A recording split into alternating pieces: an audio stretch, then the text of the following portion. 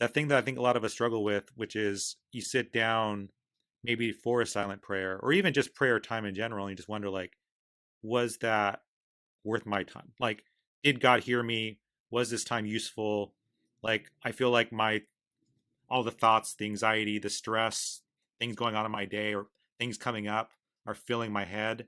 And like, was this 5 minutes or was this 10 minutes of time trying to be silent before God or even uh, trying to focus on a prayer with all these kind of distractions that can fill our minds? Sometimes we feel like, oh, did I just waste 10 minutes? Like, did anything happen there? Did God receive that? You said that. I wonder if you kind of unpack that.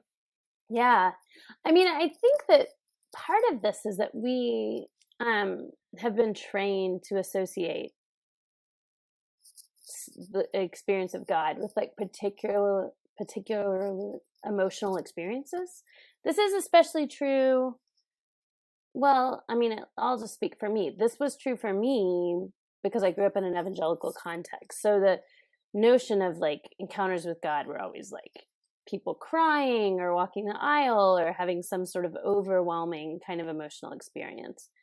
So God in the ordinary, which is a lot. I mean, my first book is about that liturgy in the liturgy of the ordinary. But the notion that God sort of meets us and it feels normal, doesn't feel particularly like a massive emotional experience.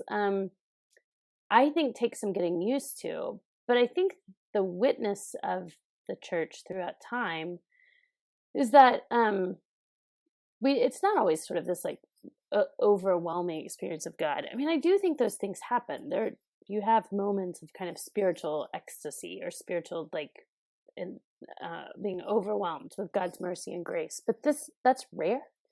And so it would be as if someone got married and expected sort of every moment with their spouse to be this like overwhelming experience of intimacy and closeness and love, which it's just not. Like there's a lot of your relationship is just being in the same space, doing taxes together, right? But it's like that over time that makes a relationship. It is ordinary life over time that is actual intimacy.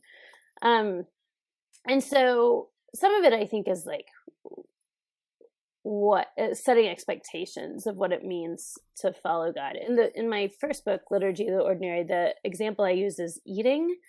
And I'm specifically talking about times of reading scripture or having a sermon but it would, the exact same thing would apply to times of prayer or silence, is that there's a few like very good meals that I remember in my life.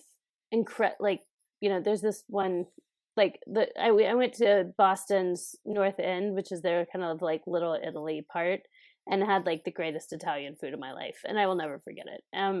So there's like great meals, and then there's like terrible meals. I tried to make this white sauce for my husband the first year that we were married, and I don't cook a lot. Like he definitely cooks more than I do, and it was like such a horrible disaster that I remember it. It was terrible, and he ate it anyway. But if you asked me like what did I eat like 3 weeks ago on Wednesday, I would have no idea. Like I have no idea what I had for lunch 3 weeks ago. But all of those meals, most of which are forgotten, is what brought me to where I am now. And if we thought, well, eating's useless unless you have this incredible experience, or we would starve to death, right? Because the vast majority of our nourishment is a little boring, and the only thing keeping us alive. In that sense, it's not boring at all. But I think in the same way in our spiritual life, we're given daily bread, right? And that's what we're given, and that's what we're giving spiritually even. So there'll be moments of incredible spiritual sort of intimacy with God, but a lot of it is our daily bread, and just like with food, that's completely necessary, utterly nourishing, mostly forgettable. So I would say the same thing. But I will say, after doing that, I'm not very old, but walking with Jesus for the 40 years I have, that if I go long periods of time without prayer and silence, I can tell a difference. Even if an individual time in that doesn't seem particularly significant, but if I go very long without it, I begin to see that my own